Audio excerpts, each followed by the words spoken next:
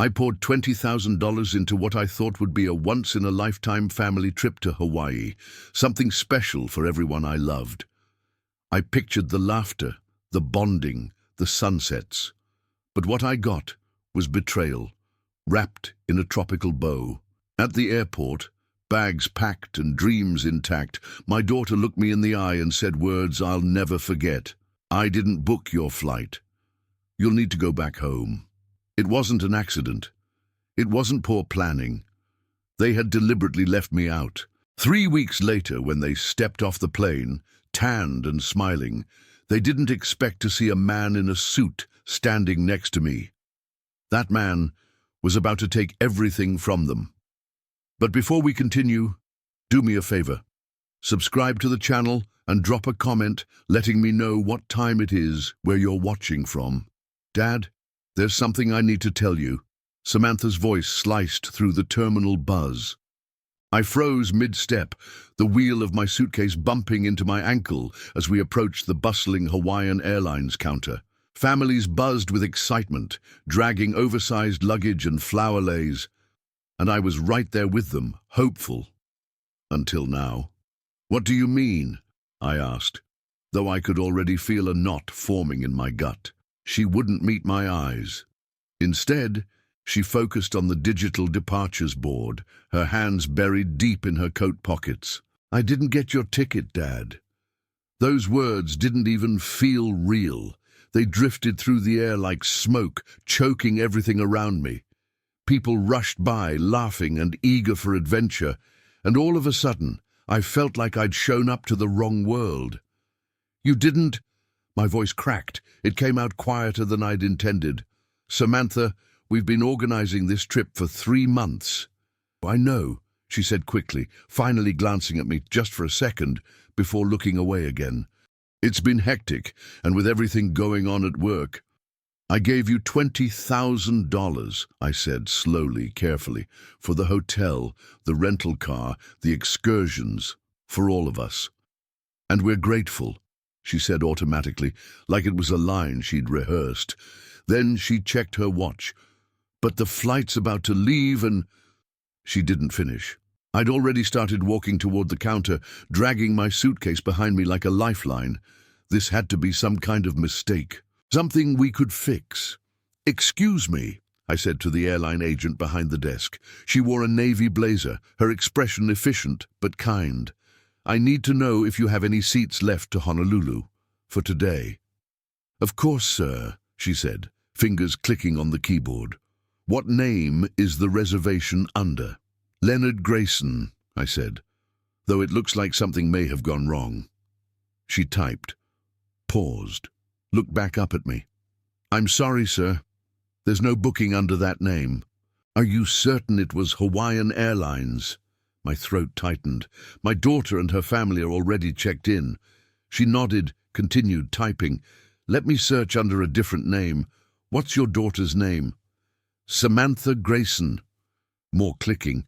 She studied the screen and nodded. "Yes, I see a booking here for 4 passengers. Flight 447 leaves at 4:15 p.m. "And me? I should be the 5th. Her brow creased. "There's no 5th name listed, sir." I felt the floor shift beneath my feet. "That can't be. Please check again." "I already have, twice. Would you like me to see if we have anything available as a last-minute standby?" That tiny flicker of hope reignited. "Yes, please, anything." She frowned at her screen. "I'm afraid we're completely overbooked today. There's a large conference in Honolulu. Everything's full." "What about tomorrow?" "I don't care what it costs. I'll take first class." That's when Samantha walked back to my side and gripped my arm. "Dad, we need to talk. Now." I tried to pull away. "I'm not finished." "Yes, you are." Her grip tightened, trying to steer me away from the counter. The airline worker looked visibly uncomfortable. People around us were beginning to notice. A child nearby pointed at my toppled suitcase. "What are you doing?" I asked, my voice shaking. "There must be another flight, another airline, anything." Samantha's tone shifted. The warmth was gone. "Dad, the trip is happening right now. My husband and the kids are already past security. Then I'll meet you there. I'll find a different flight. Just that. No. Final. Absolute. The terminal seemed to freeze. The red glow of the departures board updated. Flight 447. Final call. You're scaring me, I said softly. What's going on here? She checked her watch again, aggressively this time. What's happening is this. You need to go home, Dad. We'll take it from here. My voice cracked under the weight of confusion. I paid for everything. The hotel, the car, the tours. And we appreciate that, she said, already stepping backward. But right now, this isn't helping. Just go home. We'll call you later from the resort. I looked into her eyes one more time. She wasn't stressed. She wasn't sorry. She was relieved, like a weight had been lifted. This moment had been planned all along. She turned her back on me and disappeared into the security checkpoint, leaving me behind like an extra bag that didn't make the cut. It wasn't guilt. It wasn't regret. It was relief. Samantha turned without another word and made her way to the gate, leaving me standing alone, surrounded by luggage and strangers. I watched her disappear into the crowd like she had been waiting for that exact moment. A clean escape. The Hawaiian Airlines counter suddenly felt like the only solid thing in a world that had begun to spin. I returned to the same agent. She recognized me immediately. "Sir?" she asked gently. "Were you able to resolve things with your family?" "Actually, no," I said. My voice came out steadier than the shaking in my hands. "I need to ask you something. That reservation under Samantha Grayson, can you tell me when it was booked?" She hesitated. Her eyes flicked toward the security checkpoint where Samantha had vanished. "I'm technically not supposed to share booking details," she said carefully, but then she started typing. "It was booked 6 weeks ago," she said finally. 4 passengers, 2 adults, 2 children. Not 3 months ago when we started talking about this vacation. Not last week when she told me she was finalizing the plans. 6 weeks ago. That's when she'd already decided I wasn't going. "No changes to the guest list?" I asked. She shook her head. "The reservation has been the same since the initial booking." My legs felt hollow. I gripped the edge of the counter, the metal cool under my fingertips. "Can you check any other airlines?" I asked. "Anything going to Honolulu? Today, tomorrow, even next week?" She nodded and began searching again. I could see her expression darken with every keystroke. "I'm sorry," she said. "There's a major convention in Honolulu this week. United has a standby list of 47 people. Alaska Airlines is sold out through next Tuesday." "Next Tuesday," I repeated, the words tasting like ash. By then the vacation would be halfway over. "There is one option," she added, almost in a whisper. "Southwest has a red-eye tonight. 2 layovers. You'd arrive Thursday afternoon, but it's very pricey last minute." "How pricey?" $800, she said softly. I reached for my wallet, and then stopped. Across the terminal, I could see the gate for Samantha's flight. She'd be there now, probably texting Mark, letting him know everything was handled. The problem, me, had been dealt with. "Sir?" the agent said, her voice suddenly distant. "She knew," I whispered. Not to her, more to myself. "She knew the whole time." "I'm truly sorry," she said. I looked at her kind face. There was nothing fake about her sympathy, just a stranger watching a quiet disaster unfold. And yet, I felt ashamed, embarrassed. This wasn't her mess. This was family business, ugly and private. "The flight," I asked, "is it still boarding?" She checked the screen. "Final call was about 10 minutes ago. They're probably closing the doors now." Right on cue, the intercom buzzed above us. "Hawaiian Airlines Flight 447 to Honolulu is now closed for boarding. All ticketed passengers should be on board."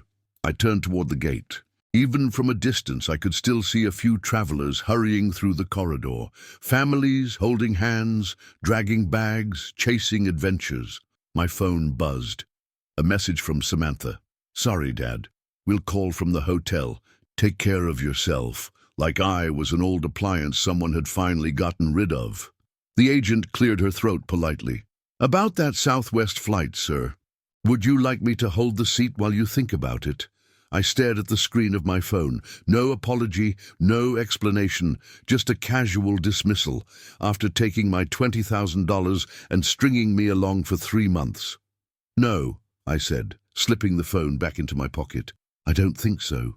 Are you sure? I can hold it for 15 minutes. I'm sure, because right there, standing in the middle of the terminal, with the smell of burnt coffee, the buzz of suitcase wheels, and the final boarding calls echoing overhead, something clicked in me. This wasn't about a ticket. It wasn't about scheduling or logistics or poor communication. This was about who they thought I was. They thought I'd just take it, smile and go home, complain a little maybe, but ultimately fade out, like a background character in their lives. They were about to find out just how wrong they were. The departure board changed again. Flight 447 departed. Samantha and her picture-perfect little family were in the air now, probably ordering drinks, smiling to themselves, proud of how cleanly they'd erased me. I grabbed the handle of my suitcase and turned toward the exit. I wasn't defeated, not even close. Every step away from that gate was a step closer to the truth. They'd made their calculation.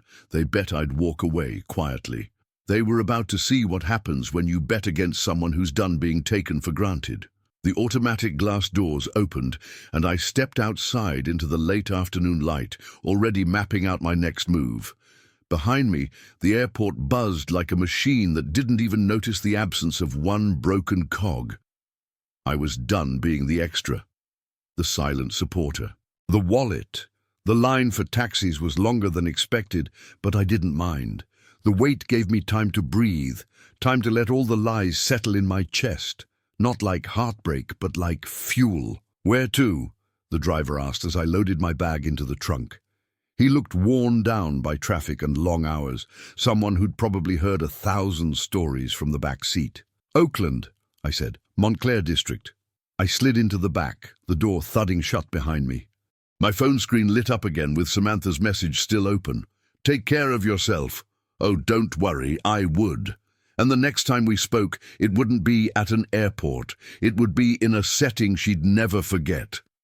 As the cab pulled away from the airport, I sat quietly in the back seat, watching the Bay Area unfold through the window like a familiar memory I suddenly didn't recognize. Houses dotted the hillsides. Lights blinked on in cozy kitchens where families were probably sitting down to dinner, laughing, sharing stories, making plans, not planning how to leave someone behind. Long day? The driver asked, glancing up at me in the rearview mirror. Getting longer by the minute, I replied. Normally, I wasn't the type to talk much in a taxi, but something about being anonymous, a nameless passenger in a city full of strangers, made it easier. You ever have your own family turn on you? I asked. He let out a bitter laugh. Buddy, I've got 2 ex-wives who've been planning my downfall since '92. Family always knows where to stick the knife. That hit me hard, because it was true. That's exactly what it felt like. Not a slip-up, not a misunderstanding. A knife, clean, deliberate, and aimed right where it would hurt the most. As we passed through Daly City, my thoughts wandered back through the last few months, all the signs I should have seen. Back in March, I first brought up the idea of doing something special for the grandkids. Samantha had lit up right away. That's a beautiful idea, Dad. Let me take care of the details. In April, we sat around Mark's dining table with brochures spread across the table. Grace beamed and clapped her hands. Leonard, this is so kind of you. Even Harold, usually quiet, nodded in agreement. At the time, it felt like support. Looking back now, it was more like a setup. Samantha insisted on managing the entire booking process herself. Mark casually suggested that I might be more comfortable at a different hotel, just in case the kids get loud. Grace made a passing comment about how older folks usually enjoy different activities anyway. It was subtle, but it was there, They were conditioning me, preparing me to accept being left out. "You know what hurts the most?" I said to the driver, still watching his reflection. "They thought I'd just accept it." "Quietly, I'd shrug and let them do it," he snorted. "You planning to show them otherwise?" The Bay Bridge loomed ahead, its cables slicing the sky like steel strings. "I'm 68, I said. 43 years as an engineer. Raised a daughter who clearly thinks I'm some kind of sucker, but I didn't survive this long by being weak." He chuckled. "Now you're talking." My phone buzzed again. Another text. This one from Mark. "So sorry about the mix-up, Dad Grayson. We'll bring back something nice from Hawaii." Mix-up. This had been an oversight. They'd forgotten to grab milk from the store, not planned a full-blown betrayal. I thought back to that $20,000 I wired to Samantha's account 6 weeks ago. She'd said it would be easier to handle everything from one place, and like a fool, I trusted her. I trusted her completely. We exited onto Highway 24. The city faded behind us, and my house loomed ahead, quiet and waiting. But I was different now. Not the man who'd left that house just a few hours ago, hopeful, excited, proud to treat his family. Now I was something else entirely, something sharper. They wanted to treat me like some old relic, too slow, too fragile, too easy to sideline. They were about to find out just how wrong they were. The taxi turned into my driveway as the last rays of sun sank behind the Oakland hills. The house looked untouched, still, exactly as I'd left it. $47.50, the driver said. I handed him $60. "Keep the change, and thanks for the company." He grinned, engine still running. "Whatever you're planning, old man, I hope they earned it." I watched his car disappear down the street. Then I pulled out my phone and scrolled to a number I hadn't touched in months. Victor Morgan, my lawyer. If Samantha wanted to play games with my money, fine. I knew how to play games too. I just played them better. I unlocked my front door. The same key, same click, same floorboard creak. But the man stepping inside wasn't the same.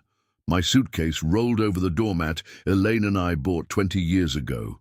The house was neat, ready for a week-long absence. But instead of packing for paradise, I was unpacking reality. I changed into my old cotton pants and worn cardigan, the same outfit Samantha once said made me look like a college professor. Night. It felt just right. Because I had studying to do. My office was untouched since that morning.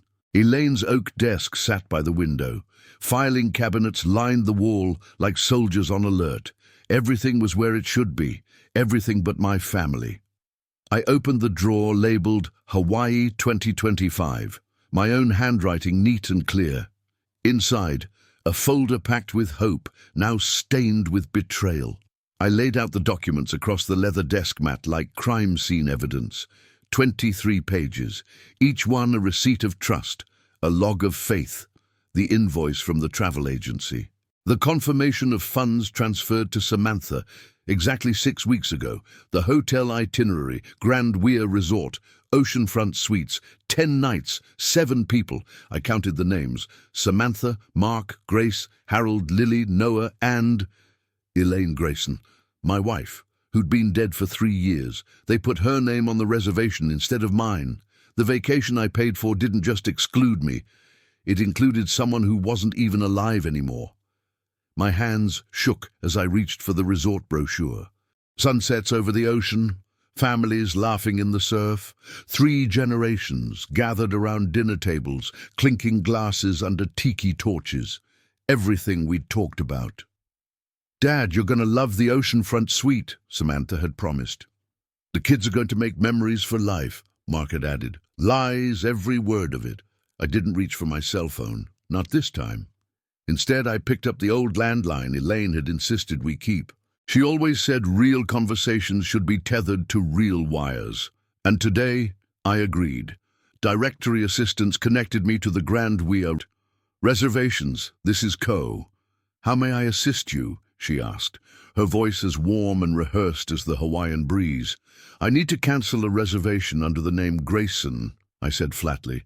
"Let me look that up for you." Yes, I have a booking for 7 guests, Ocean View Suites, 10 nights, check-in scheduled for tomorrow. Are you certain you want to cancel? Our resort is absolutely beautiful this time of year. I'm sure. There was a pause. She hesitated. Would you like to consider other options? A shorter stay, different rooms? We may have some flexible packages. No alternatives. Cancel everything.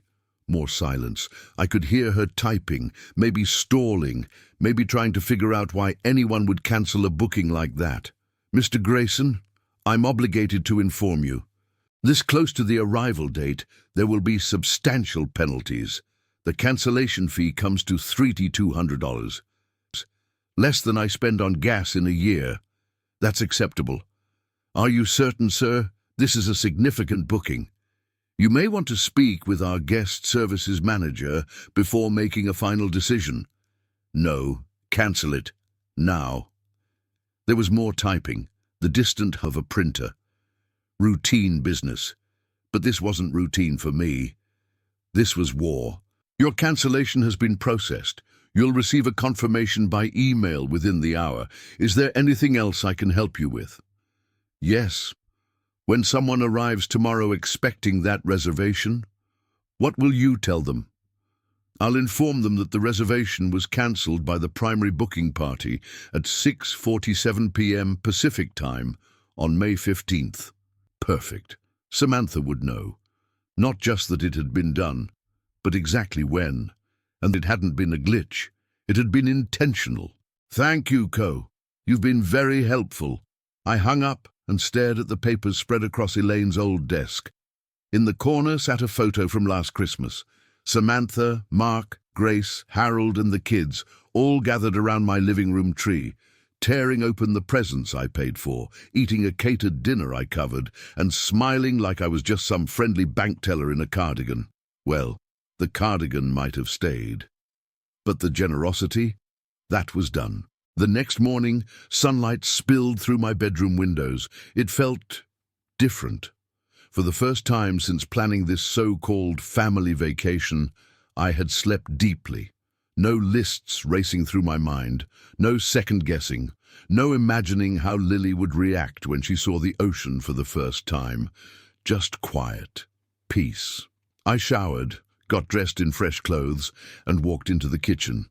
The old percolator gurgled away on the stove, the same sound Elaine and I woke up to for 43 years. The smell of coffee filled the room like a memory that hadn't faded. I glanced at my phone, dozens of missed calls, all from the same Hawaii number.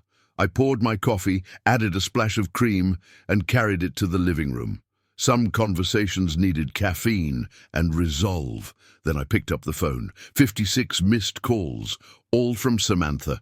The call log told a better story than any novel. 11:47 p.m. Hawaii time, 11:52, 12:03 a.m., 12:18, 12:33, calls, voicemails, texts all night long, 4:30 a.m.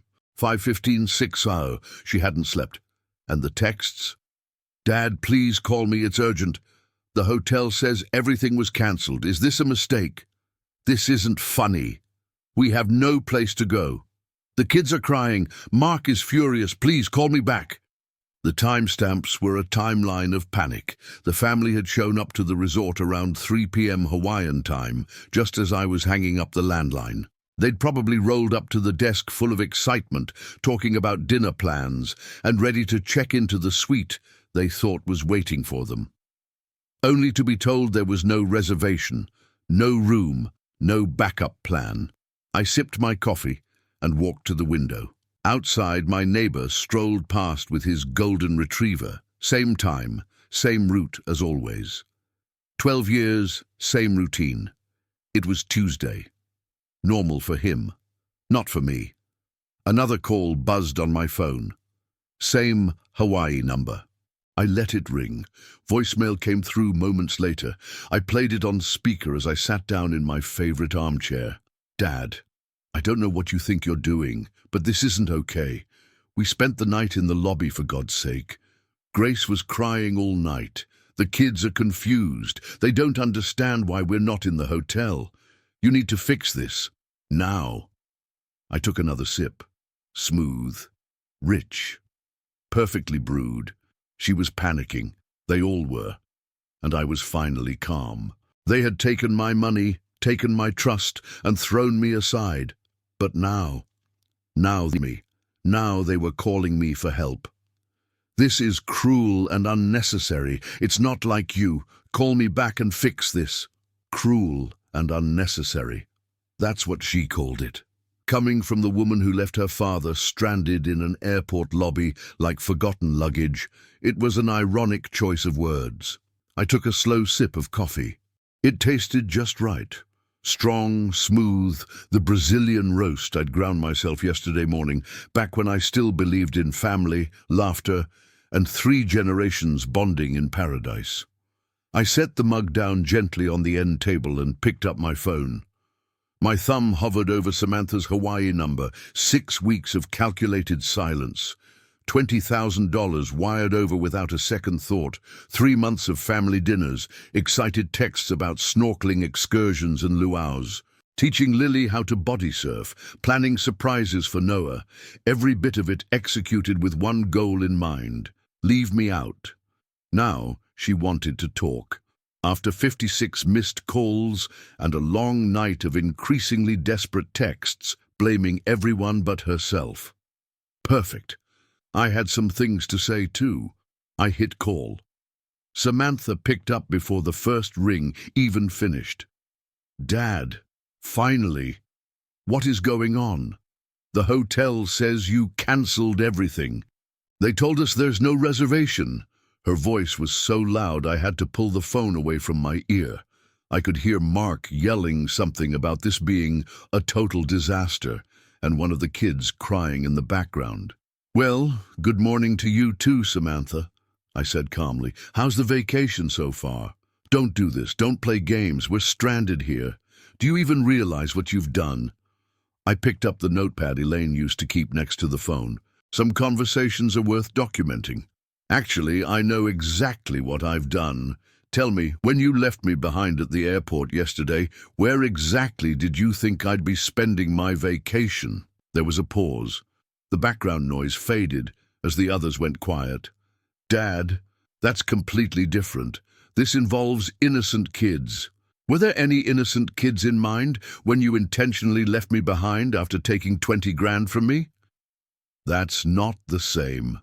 I wrote down the time, 8:03 a.m. Pacific, 5:03 in Hawaii.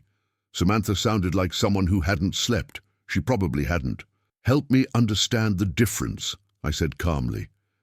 Because yesterday I was the one stuck in a strange place with nowhere to go. What's different now?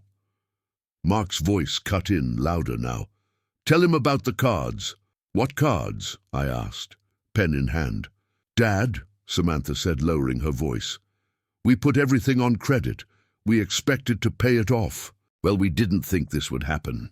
You expected to pay it off with my money, while I sat at home like a piece of junk furniture someone left on the sidewalk. You're being dramatic. No, I said. I'm being clear.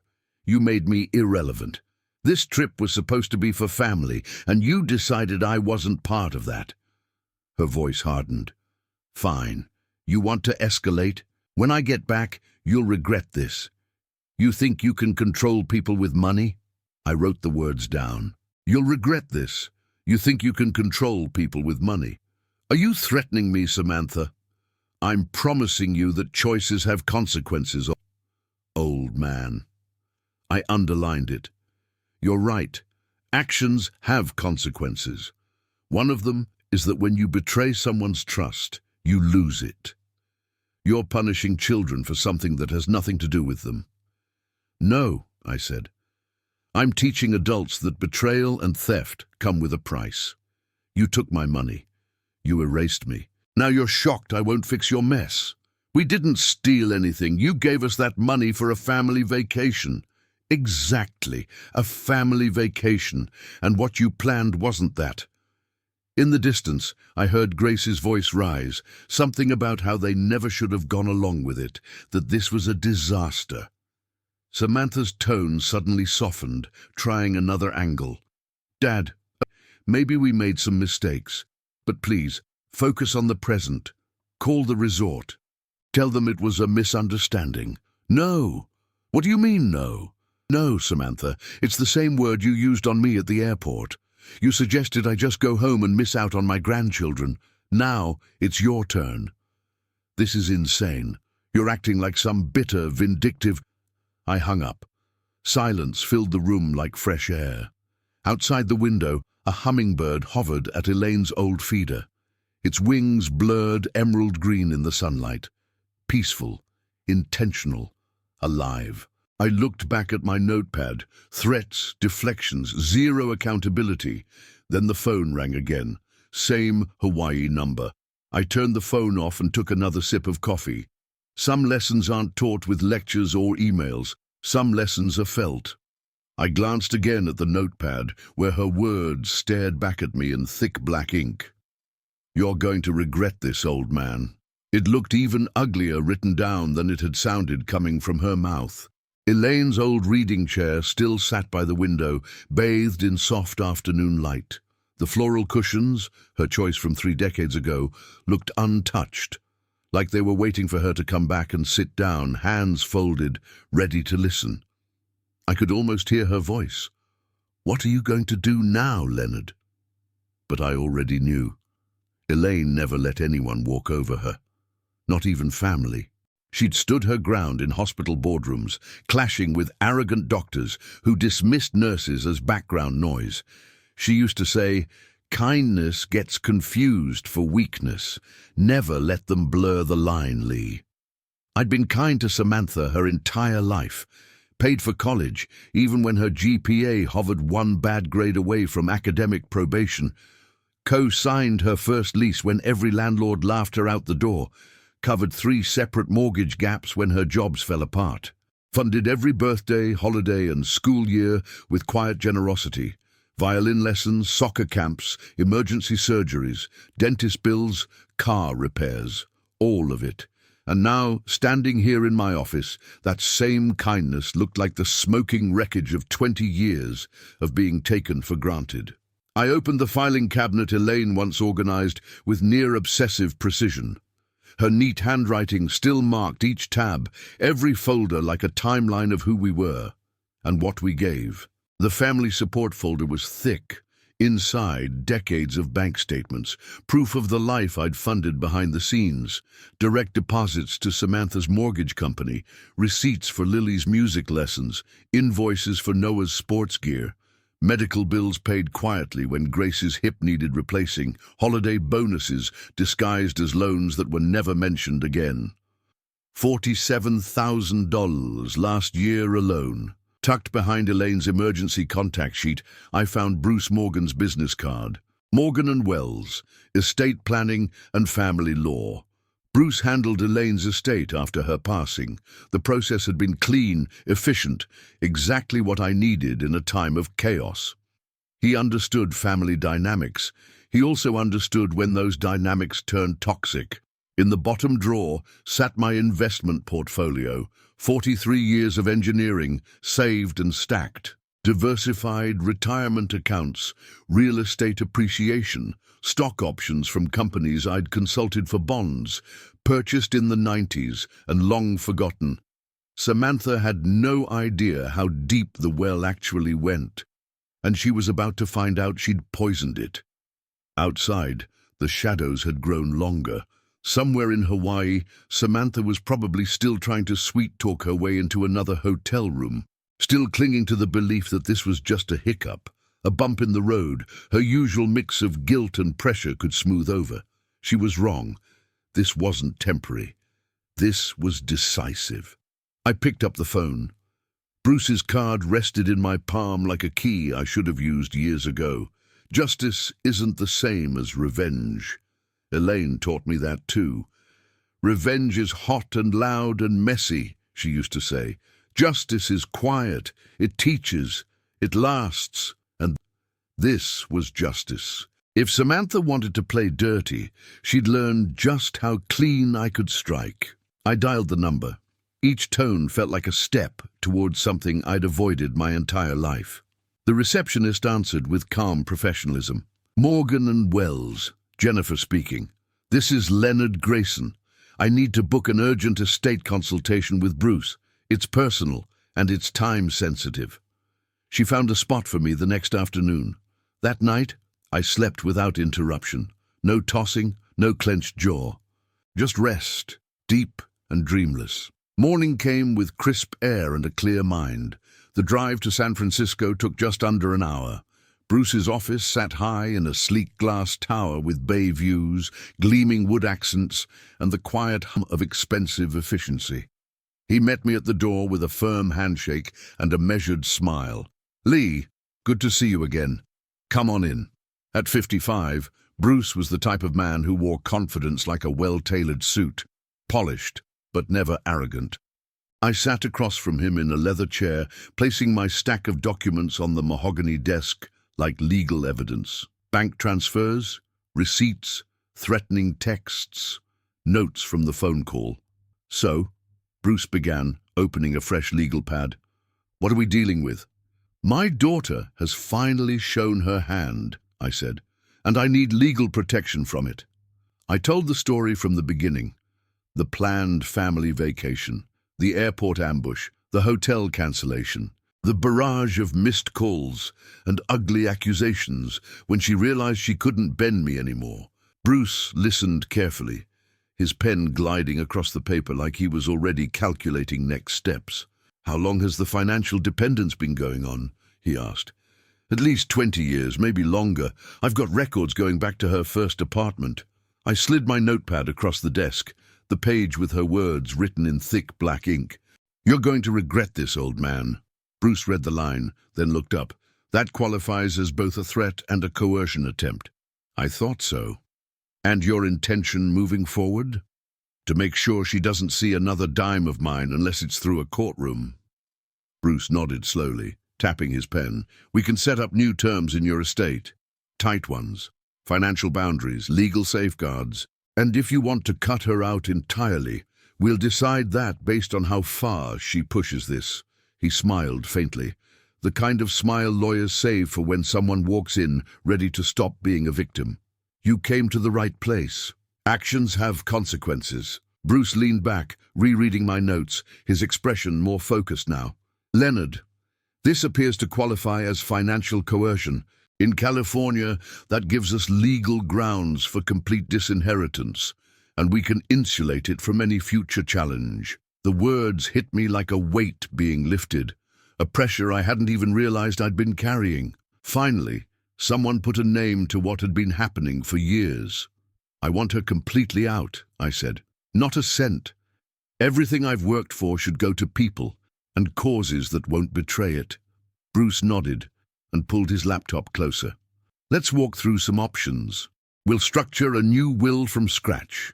Charitable beneficiaries, airtight language explaining why Samantha is excluded, and extra measures to make the will unchallengeable." For the next hour, we built a plan. Every detail mattered. The Oakland Children's Learning Fund would receive the largest share. A trust would be created for STEM scholarships at UC Berkeley, with preference given to first-generation students. Donations would go to local senior assistance programs, affordable housing nonprofits, mental health care for veterans, all causes I'd quietly supported over the years. Real stewardship, real impact, not iPads and jet skis for people who thought family was a resource, not a relationship. The documentation you've brought, these financial records, the patterns of dependence, and her own threatening words, they give us a rock-solid foundation, Bruce said, flipping through my evidence. "How long will it take?" "I can have a full draft by next week," he said. "We'll need formal witnesses, notarization, and I'd recommend a video of the signing to show you're of sound mind. Do whatever it takes." Bruce paused for a moment, his tone shifting slightly. "Professional, but personal. Leonard, you understand this is permanent, right? Once signed, there's no walking it back." I nodded. "They made their choice. I'm just making mine official." "Even the grandkids?" he asked gently. "Any hesitation there?" For a moment I saw Lily and Noah's faces, small and smiling over birthday cakes I paid for, dressed in Halloween costumes I ordered, opening gifts that came with my name on the tag. But what future did I leave them if Samantha controlled it? They'll benefit more from scholarships, real opportunities, than anything filtered through her. Bruce seemed satisfied. Then let's do this. I'll prepare the final documents, structure everything to block legal challenges, and designate a successor executor if anything happens to me. We shook hands as we concluded. His grip was firm, steady, the handshake of a man who knew this would hold up in court. I'll call you when we're ready for the signing.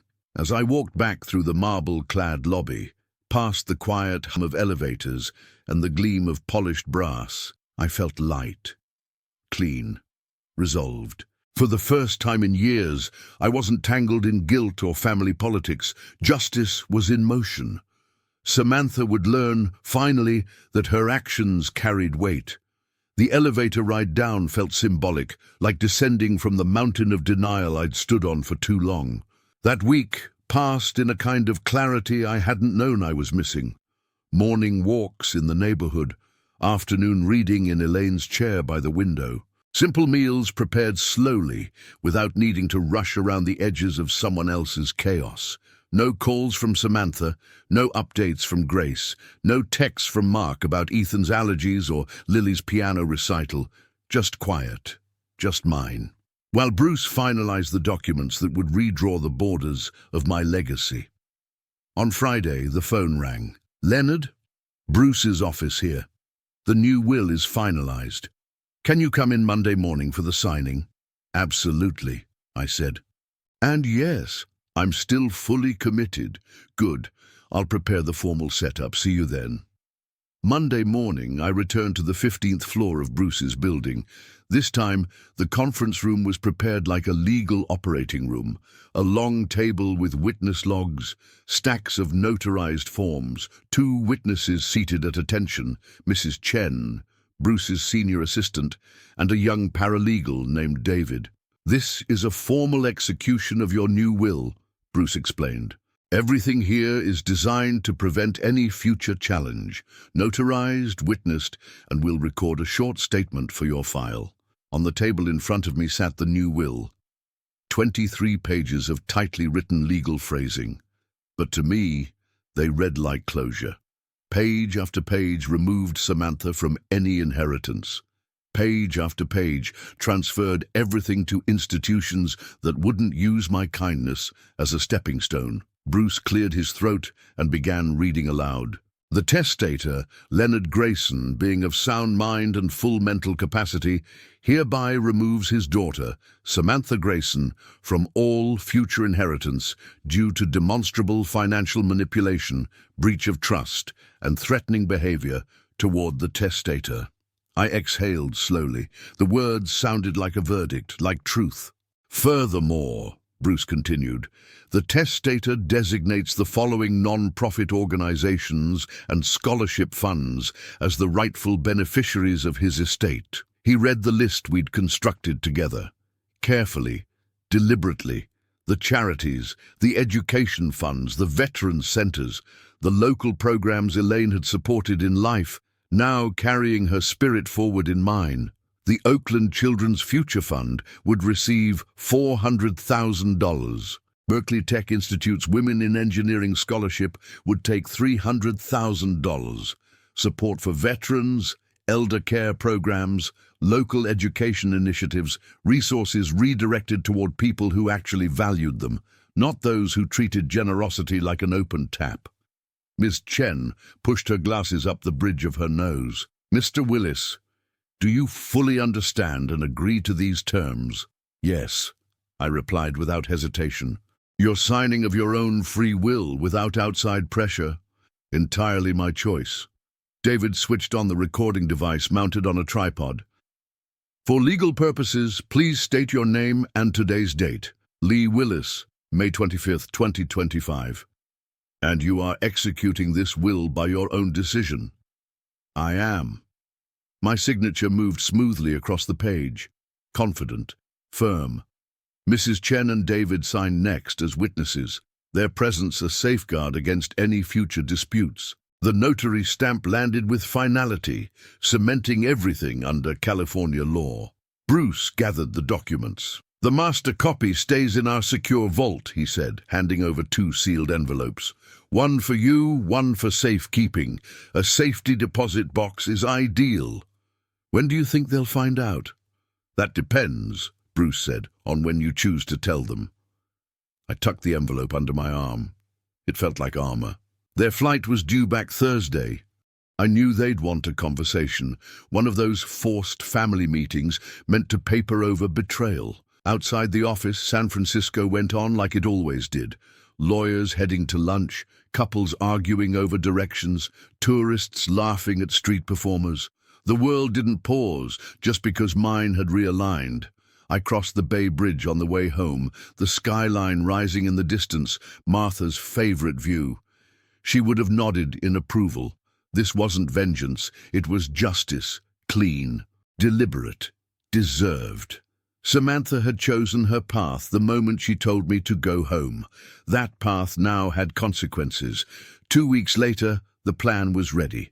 Bruce and I had triple-checked everything: timing, logistics, language. We stood together in the International Arrivals Terminal at SFO, the same calm resolve in my chest that had carried me through every critical negotiation of my engineering career. "Flight 441 just landed," Bruce murmured, checking his phone. "They'll be through customs shortly." The leather binder under his arm held the papers that would close the final chapter. 3 weeks of strategy, legal reinforcement, and emotional detachment had led to this moment. Passengers started to stream through the nothing-to-declare gate. Tired families, tanned and grinning, mothers carrying souvenir bags, fathers juggling strollers, everyone returning from somewhere warm and perfect. Then I saw them. Grace appeared first, waving a brochure at Harold, chattering about dolphins or luau's. Her oversized sun hat still had the airline tag flapping from it, and her tote read, "Aloha, Maui." Harold followed behind with the bags, clearly exhausted but dutiful. Then came Mark and the children. Lily wore a hula skirt over her shorts and clutched a neon-green ukulele. Noah had fake flowers hanging from his neck and jelly sandals on his feet. They both looked wiped out, but happy. And finally, Samantha. She lagged behind the others, checking her phone and barely aware of her surroundings. Her floral shirt hung loose, her hair messy from travel. She looked like someone who believed the storm had passed. Until Lily spotted me. "Grandpa!" She dropped her bag and sprinted across the terminal.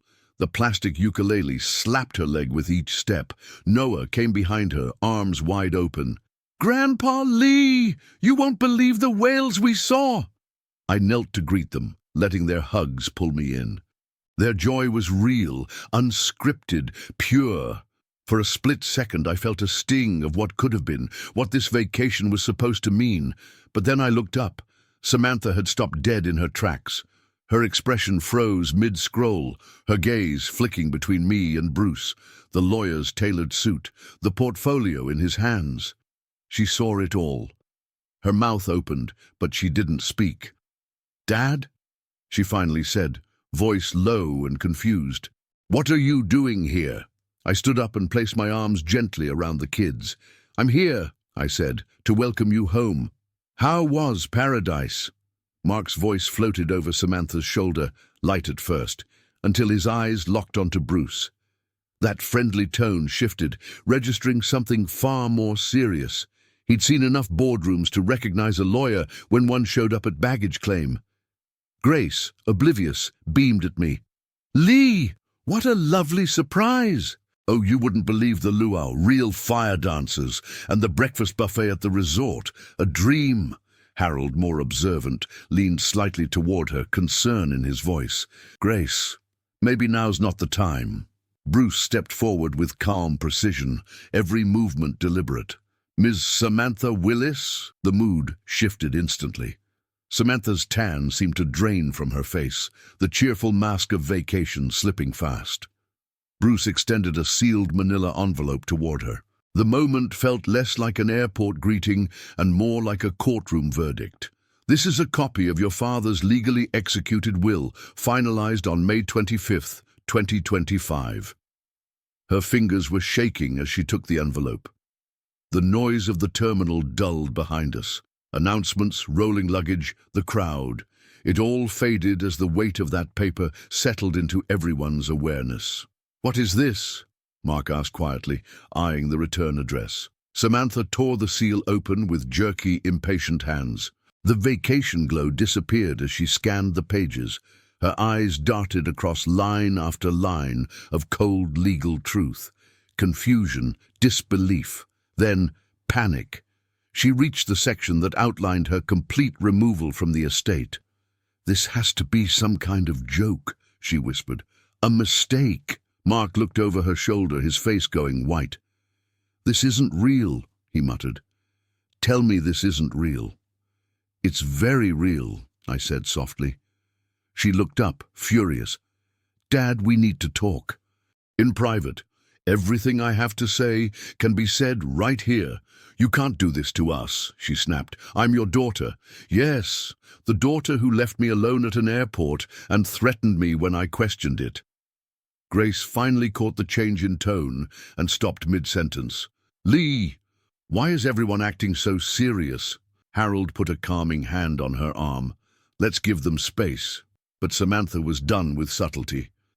"This is insane. You can't cut family out of a will just because of one bad day. That's not how it works." Bruce's voice was level and professional. "Actually, under California probate law, Mr. Willis is entirely within his rights to designate or exclude any party. The documentation is complete, verified, and legally sound." Samantha's voice rose above the hum of the terminal. I'll challenge it. I'll take this to court." "Please do," I replied. "Bruce has prepared for that. The mental competency evaluations were recorded, witnessed, and notarized. I encourage you to try." Mark continued flipping through the pages, his lips moving as he silently calculated what was lost. The home, the investments, everything they had casually assumed was theirs. Bruce confirmed it without emotion. The Oakland Children's Future Fund and Berkeley Tech's Engineering Scholarship Program are now the designated beneficiaries. Samantha's knuckles turned white as she crushed the pages in her hand, then immediately tried to smooth them out, as if erasing the wrinkles could undo the words. "This is so cruel. Over a misunderstanding, you're destroying this family." "No," I said, "I'm responding to betrayal. You took $20,000 from me, cut me out of a vacation I paid for, and when I objected, you threatened me. That's not a misunderstanding. That's a calculated decision, and now you're seeing the result." Lily clung to my leg, tugging gently. "Grandpa, why is Mommy yelling?"